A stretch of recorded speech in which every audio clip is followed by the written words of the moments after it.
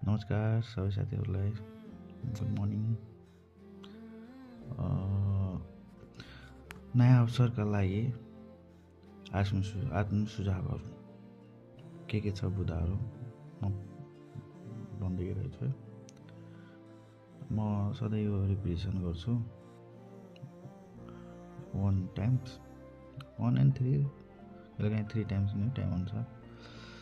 First बुदा हो नयाँ अवसरको लागि आत्म सुझावहरूमा मेरो अन्तर्ज्ञानको मद्दतले नयाँ अवसर प्राप्त भइरहेको छ। मेरो हरेक निर्णयले नयाँ अवसर प्राप्त भइरहेको छ। अवसर र लाभ हर तर्फबाट आइरहेको छ। जब महान अवसर मेरो अगाडि आउँछ तब म साहसका साथ लागिहाल्छु। दिन प्रतिदिन मेरो अगाडि नयाँ अवसर सिर्जना हुन्छ, आइरहेको हुन्छ। मैले चाहेको जस्तो अवसर मेरो सामु उपस्थित छ। म थ्याङ्कफुल छु गडबाट।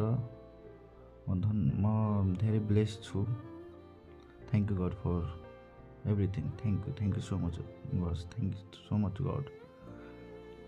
Thank you for listen and thank you so much for your patience. Thank you so much for watching.